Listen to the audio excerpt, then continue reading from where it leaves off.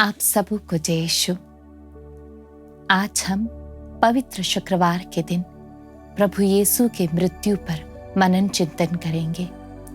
आज के दिन प्रभु यीशु ने अपने प्राणों की आहुति हमारे लिए, सारे संसार के लिए क्रूस पर दे दी और क्रूस पर उन्होंने 7 अंतिम वचन कहे। 7 last sayings of Jesus on the cross। ये वचन बहुत ही शक्तिशाली है। अगर हम इन पर मनन चिंतन करेंगे तो ये हमें प्रभु की क्रूस यात्रा के बारे में बहुत कुछ बताएंगे और हमें उनके प्रेम के साथ एक होने में मददगार रहेंगे। पहला वचन संत लूकस का सुसमाचार अध्याय 23 पद संख्या 34। पिता इन्हें क्षमा कीजिए क्योंकि ये नहीं जानते कि ये क्या कर रहे हैं। Saint Luke chapter 23 verse 34। Forgive them, Father, for they do not know what they are doing। प्रभु यीशु क्रूस पर से अपने पीड़ितों पर देखते हैं और कहते हैं, हे पिता इन्हें क्षमा कीजिए। वो क्रूस पर सबसे बड़ा उपहार मानव जाति के लिए छोड़ जाते हैं और ये उपहार है क्षमादान का। वो पिता के प्रति उनकी एक प्रार्थना थी, हे पिता इन्हें क्षमा कीजिए। ये बाइबल की सबसे छोटी प्रार्थना है पर सबसे ताकतवर प्रार्थना है। क्रूस पर प्रभु बहुत ही दुखी है, बहुत ही पीड़ा सहन का अनुभव कर रहे हैं, पर इस पीड़ा के समय में भी वे लोगों के प्रति बहुत ही स्नेही है और स्नेह भरे मन से वो पिता से कहते हैं, इन्हें क्षमा कीजिए। जब हम क्रूसित यीशु को देखते हैं तो हमें यही सबसे बड़ा पाठ है। जब हम हमारे अपने जीवन में देखें तो ऐसे कई लोग होंगे जिन्होंने हमें धोखा दिया है, हमें मारा है, हमें पीटा है, हमारा शोषण किया है, हमें कई न कई प्रकार से दुख पहुंचाया है। ये हमारे दुश्मन हो सकते हैं, हमारे करीबी दोस्त भी हो सकते हैं और हमारे परिवार के सदस्य भी हो सकते हैं। हमारे बहुत ही करीबी अपनों ने भी हमें कभी कभी धोखा दिया होगा या हमारा शोषण किया होगा। पर प्रभु यीशु क्रूस से हमें यही संदेश देते हैं, बेटा बेटी मैंने तुम्हारे लिए इस सारे संसार को क्षमा कर दिया और मैं यही चाहता हूँ कि तुम भी मेरे समान इन सब को जो तुम्हारे साथ बुरा किए होंगे, इन सभी को क्षमा कर दो। पर हम सब जानते हैं दोस्तों, ये जितना ही आसान है इस बात को बोलना, इसे करना उतना ही मुश्किल है। क्योंकि जो भी लोगों ने हमें दुख पहुंचाया है या ठेस पहुंचाया है, उनकी स्मृति हमेशा हमारे दिल में रहती है और हम उसे सोच सोच कर अपने अंदर ही बुरा लगता है पर इसे उभर भी नहीं पाते। अगर हम इन फीलिंग्स से बाहर आना चाहते, अगर हम मन में सच्ची शांति प्राप्त करना चाहते हैं तो एक ही रास्ता है दोस्तों, वो है इन सब को क्षमा प्रदान करना। हम कैसे क्षमा प्रदान करेंगे, यही तो है आज हमें जानना। हम प्रभु यीशु के सामने, क्रूसित यीशु के सामने देखे, उनके सामने बैठे, आंखें बंद कर उनके घावों के बारे में सोचे। प्रभु यीशु ने मेरे लिए इन सारे घावों को सहा। हम आंखें बंद कर क्रूसित यीशु से कहे, हे यीशु मैं जानता हूँ, मैं जानती हूँ कि आप मुझसे बहुत प्यार करते हैं। मैं भी आपसे उसी समान प्यार करना चाहती हूँ। मुझे यह कृपा दीजिए कि आपके समान मैं भी लोगों को क्षमादान दे सकूं, जिससे कि ये सारी संसार में और सबसे पहले मेरे हृदय में मैं आपकी सच्ची शांति का अनुभव कर पाऊं।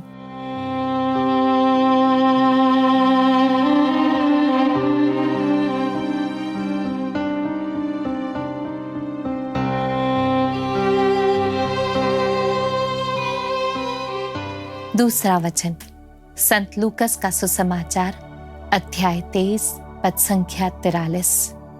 मैं तुमसे सच कहता हूं, आज तुम मेरे साथ परलोक में होंगे। St. Luke 23:43. I tell you the truth, today you will be with me in paradise.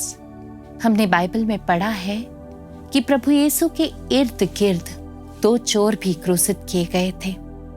उसमें से एक अच्छा चोर था जिसके बारे में कहा जाता है कि उसने जिंदगी भर चोरी की और अंत में उसने स्वर्ग राज्य को भी चुरा लिया।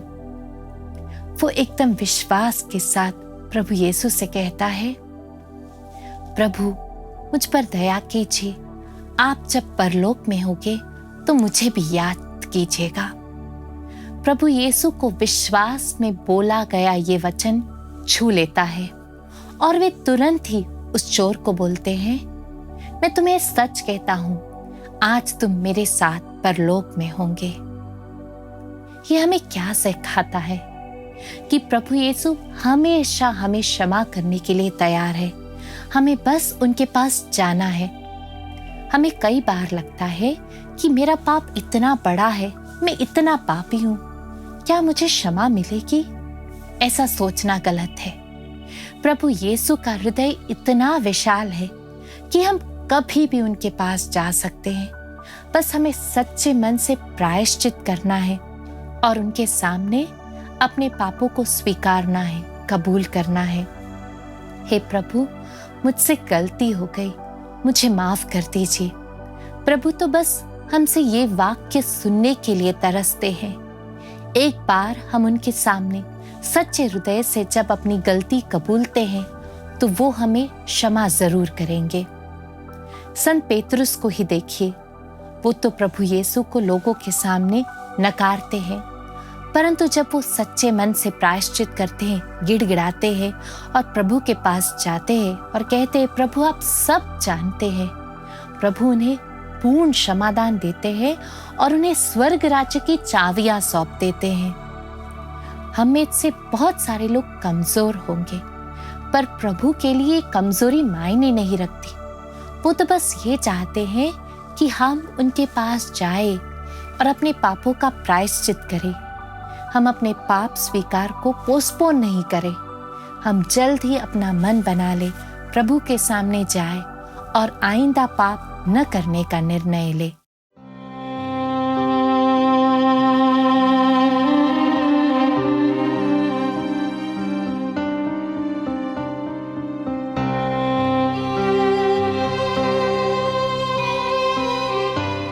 तीसरा वचन, संत योहन अध्याय 19 पद संख्या 26 और 27। प्रभु ईसा ने अपनी माता की ओर देखा और उस शिष्य की ओर जिनको वो सबसे ज्यादा प्यार करते थे और कहा, अपनी माता से कहा, भद्रे, यह तुम्हारा पुत्र है। और उस शिष्य से कहा, यह तुम्हारी माता है। क्रूसित प्रभु इसके द्वारा हमारे लिए एक बहुत बड़ी संदेश छोड़ जाते हैं। उनकी मानवता को हमारे सामने खोल रखते हैं। क्रूस पर होते हुए पुत्र के रूप में उनके कर्तव्य उन्हें याद आए। मेरे जाने की बाद मेरा माता का ख्याल कौन रखेगा? और ये सोचते हुए वे अपने चहेते शिष्य की ओर देखकर कहते हैं कि यही तुम्हारी माता है। प्रभु यीशु हमें यही सिखाते हैं कि हमारे माता पिता के प्रति हमारे बहुत सारे कर्तव्य है। उन्हें अच्छे से रखना, प्रेम से रखना, अच्छा खान पान प्रदान करना और उन्हें सुरक्षा में रखना, ये सब एक ईसाई होने के नाते, एक मानव होने के नाते हमारी जिम्मेदारी है। प्रभु ईसा बचपन से ही अपने माता पिता का आदर करते हुए और उनके सभी आज्ञाओं का पालन करते हुए बड़े हुए। पर हम आजकल क्या अच्छे से, क्या सच्चे मन से अपने माता पिता का आदर करते हैं? कुछ तो लोग इसका उत्तर सही में नहीं दे पाएंगे, क्योंकि जब हम सोचते हैं तो हम उनके लिए समय ही नहीं निकाल पाते। शायद हमारे माता पिता हमसे दूर रहते होंगे, हम उन्हें मिलने नहीं जा पाते, तो क्या हम फोन कर कर उनको याद करते हैं कभी? क्या हम सोचते हैं क्या उनको हमारी जरूरत है? ये सब छोटी छोटी बातें हैं, पर इनके द्वारा ही हम अपने माता पिता को अपने प्यार के बारे में बता सकते हैं, क्योंकि इस उम्र में उन्हें हमारी जरूरत है। और एक बहुत बड़ी बात, माता मरियम क्रूस पर प्रभु यीशु को देखती है, उनके इकलौते पुत्र को मरते हुए। इस दुख की घड़ी में भी वो चुप रही, शांत रही। उन्होंने पिता परमेश्वर से वो विश्वास ग्रहण कर लिया कि दुनिया का कोई भी दुख मुझे निराशा के दलदल में नहीं ढकेल सकता। हम माता मरियम से यह कृपा मांगे कि दुनिया के किसी भी दुख तकलीफ की अवस्था में मैं अपना विश्वास नहीं खो बैठूं। हम सच्चे दिल से जब प्रभु से यह कृपा मांगेगी कि हे प्रभु, मुझे वह गहरा विश्वास दीजिए कि मैं अपने जीवन में कभी भी आपको नहीं छोड़ूं, तो प्रभु हमें जरूर उस विश्वास से अनुग्रहित करेंगे।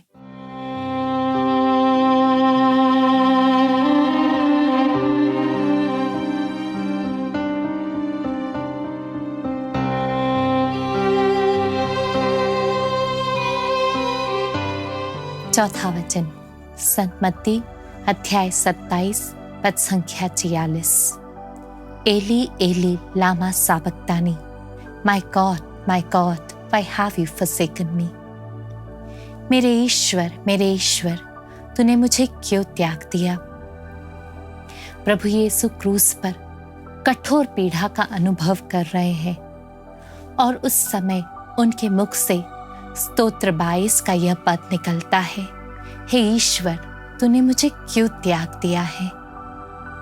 प्रभु यीशु को पता था कि पिता ईश्वर उनके साथ है, पर एक मानव होने के नाते उन्होंने जो प्रार्थना सीखी थी, वही प्रार्थना वो गिड़गिड़ाकर अपने पिता ईश्वर के सामने रख रहे थे। हम सबके जीवन में ऐसी कठोर पीड़ा का समय आता है जब हम अकेलापन महसूस करते हैं। प्रभु यीशु ने भी मानव होने के रूप में अकेलेपन को महसूस किया। अकेलापन किसको भाता है। हम सब चाहते हैं कि कोई हमसे सच्चा प्यार करे, हमारी देखभाल करे, हमारी परवाह करे। पर जो व्यक्ति अकेलेपन में जाता है वो धीरे धीरे डिप्रेशन में जाता है और कई प्रकार की बीमारियों का शिकार बन जाता है। हम सब चाहते हैं कि हम एक नॉर्मल शांतिपूर्ण जीवन बिताए, जहाँ हमें लोग प्यार करें, हमारे साथ अच्छा से व्यवहार करें। पर ये अकेलापन हमें इन सब चीजों से दूर करता है। प्रभु यीशु आज हमसे कहते हैं, पुत्र पुत्री, मैंने भी उस अकेलेपन को महसूस किया है। तुम इस समय निराश मत हो, क्योंकि तुम अकेले नहीं हो, मैं तुम्हारे साथ हूं। मुझे एक छोटी सी कहानी याद आ रही है। एक आदमी एक स्वप्न देखता है जिसमें वो नदी किनारे से जा रहा है। नदी किनारे वो 2 कदमों के निशान देखता है, मतलब 2 व्यक्तियों के कदमों के निशान। कुछ आगे चलता है तो एक ही व्यक्ति के कदमों के निशान है। उसके पास एक स्वर्गदूत भी प्रकट होता है सपने में। वो स्वर्गदूत से इन कदमों के निशानों का अर्थ पूछता है। स्वर्गदूत कहता है कि ये 2 कदम हैं, ये आपके हैं और पिता ईश्वर के, और जहां आपको एक ही कदम दिख रहे हैं सिर्फ ये आपके हैं। तो वो मनुष्य पूछता है, ये 2 कदम वाले समय कौन से है। तो स्वर्गदूत बोलता है, ये आपका खुशी का समय है, और जहां आपको बस एक ही इंसान के कदम दिख रहे हैं, ये आपके दुख का समय है। तो इंसान एकदम से स्वर्गदूत से पूछता है, ऐसा क्यों? मेरे सुख के समय में प्रभु ईश्वर मेरे साथ था, और जब मैं दुखी था तो मुझे अकेला ही चलना पड़ा। स्वर्गदूत कहते हैं, नहीं, जब अकेले थे तो पिता ईश्वर तुम्हें अपने हाथों में उठा कर चल रहे थे, इसलिए वहां पर एक ही कदम दिख रहे हैं। हाँ दोस्तों, हम जीवन में कभी भी अकेले नहीं रहेंगे, क्योंकि पिता ईश्वर हमेशा हमारे साथ रहेंगे। प्रभु यीशु ने कहा, हे पिता ईश्वर, तूने मुझे क्यों त्याग दिया। वो एक प्रार्थना है जिसमें वो पिता ईश्वर में विश्वास करते हुए उनको पुकार रहे हैं, उनके सानिध्य की मांग कर रहे हैं, पर उनको पूरा विश्वास है कि पिता ईश्वर मेरी बात सुन रहे हैं। हमें प्रभु ईश्वर कभी नहीं छोड़ेंगे। अगर हम में यह विश्वास है तो हमें कभी अकेलेपन का महसूस नहीं करना पड़ेगा। हमें इस अकेलेपन को दूर करना है जो हमें थका देती है, जो हमें निराश करती है।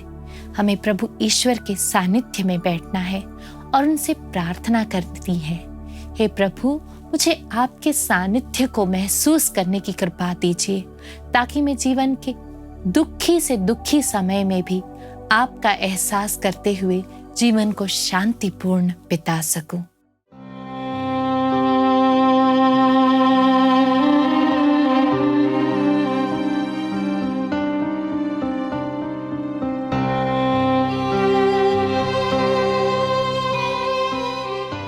पांचवा वचन, St. John chapter 19 verse 28. Jesus knew that everything was now finished, and in order to fulfill the scriptures, he said, I am thirsty. संत यूहन्ना अध्याय 19 पद संख्या 28। प्रभु कहते हैं, मैं प्यासा हूं। क्रूस पर से ईसा कहते हैं, मैं प्यासा हूं।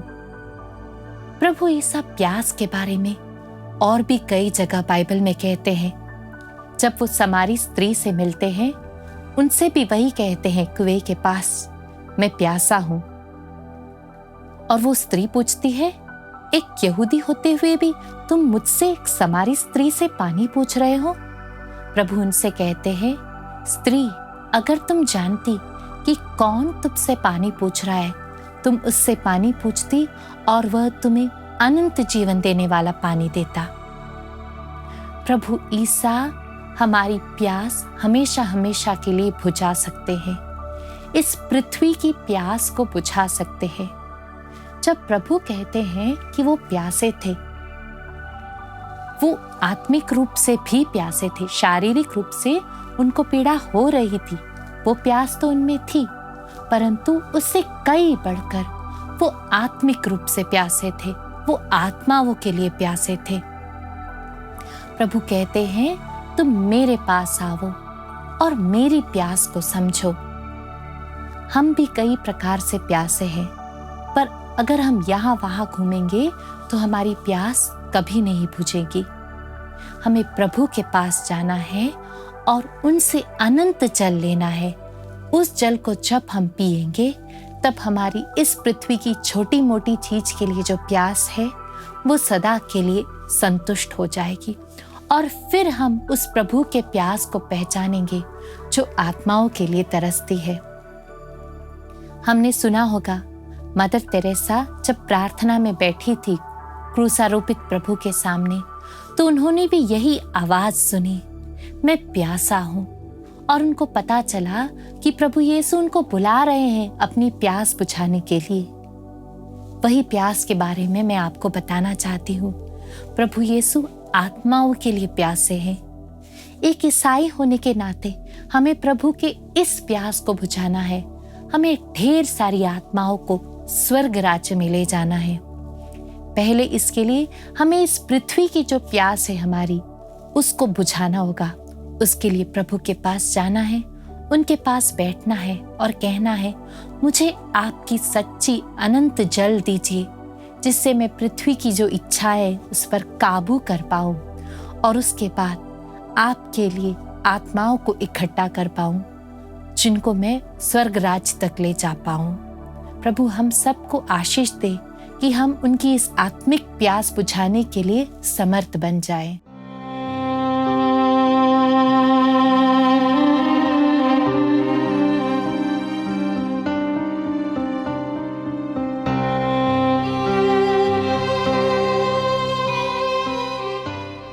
छठा वचन, संत यूहन्ना अध्याय 19 पद संख्या 30। सब कुछ पूरा हो चुका है। Jesus said, it is finished. ये वाक्य प्रभु यीशु ने कब कहा?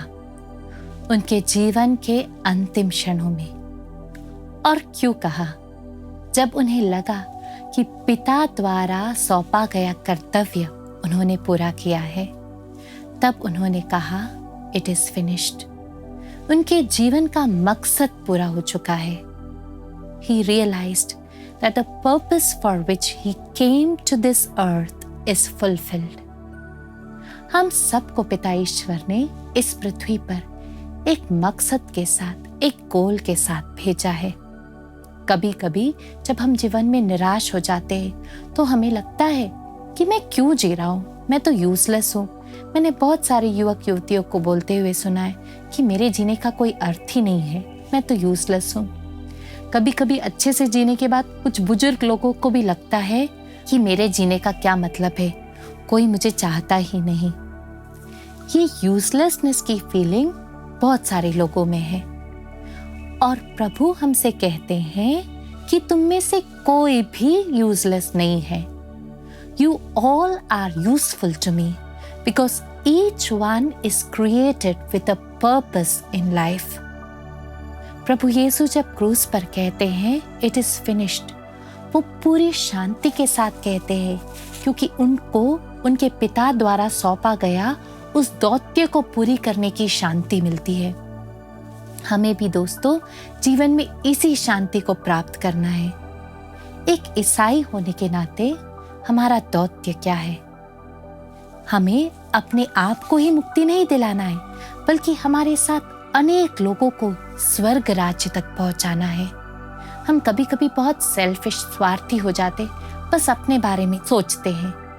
पर ईसाई होने के नाते हमारा कर्तव्य बनता है कि हम हमारे बारे में ही नहीं, बल्कि हमारे आसपास जितने लोग हैं उन सबको प्रभु ईसा के बारे में बताए, पिता ईश्वर के प्रेम के बारे में बताए और उन सबको स्वर्ग राज्य की ओर ले जाए।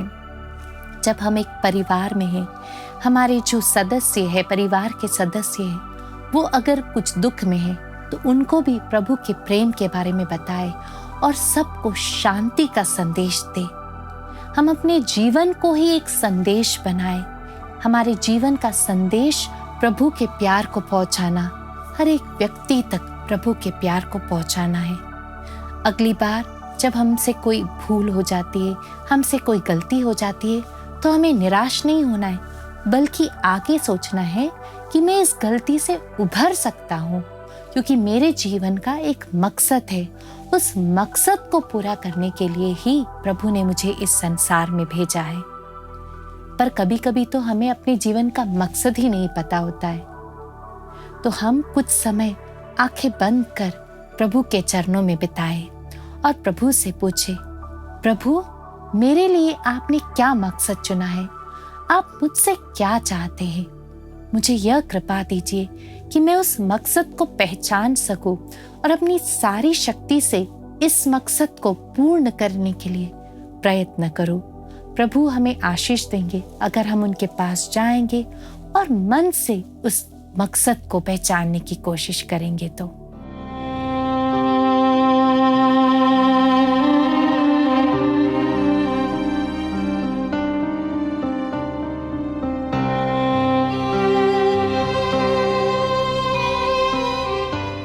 सातवां वचन, प्रभु यीशु का अंतिम वचन, संत लूकस अध्याय 23 पद संख्या 46।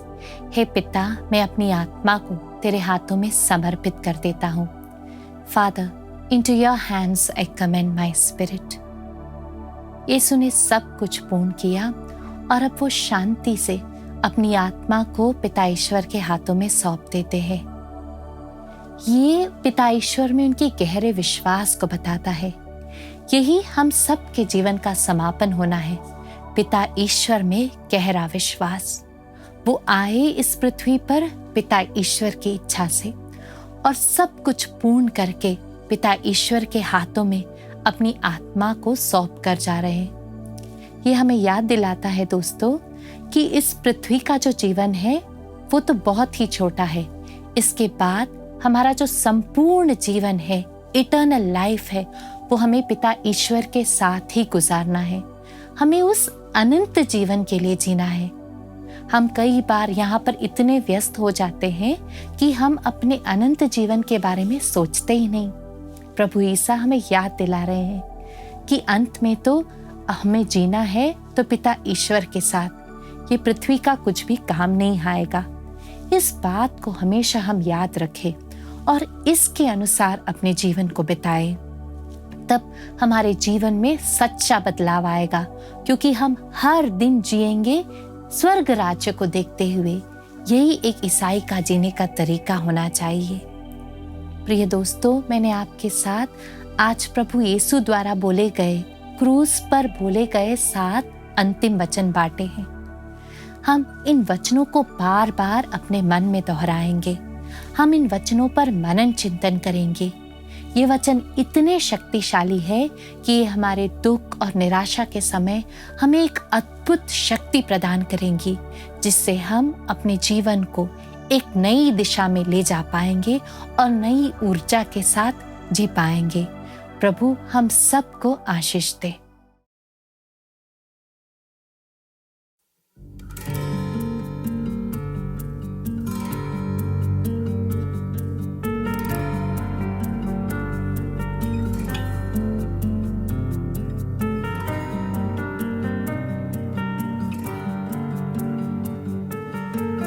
जो पाक में मना सूली उठाए चला, कोड़ों की मार खा के उसने अपनी जा दी है। बेवजह मेरे गुनाह के खातिर मारा गया, वो मेरी वजह के खातिर। कुर्बान कुर्बान कुर्बान हुआ मेरा खुदा, कुर्बान कुर्बान कुर्बान हुआ मेरा खुदा, कुर्बान कुर्बान कुर्बान हुआ मेरा खुदा, कुर्बान कुर्बान कुर्बान। बेवजह मेरी गुनाह के खातिर मारा गया, वो मेरी वजह के खातिर।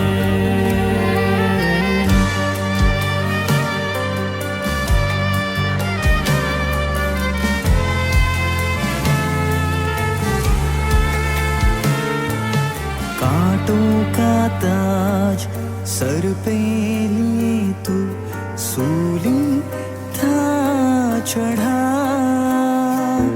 तुझे मारा गया, तुझे छेदा गया, फिर भी तुमने कुछ ना कहा।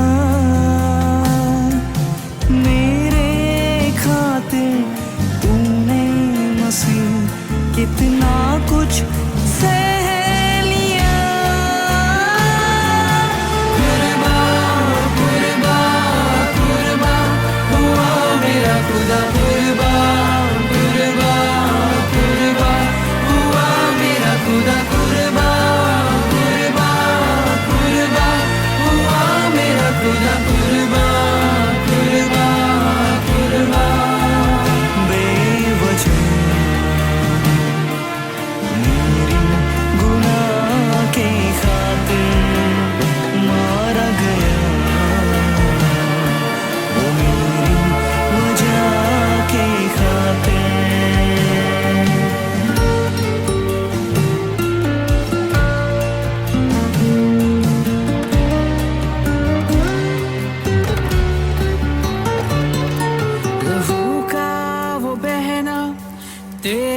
सब सहना मेरे लिए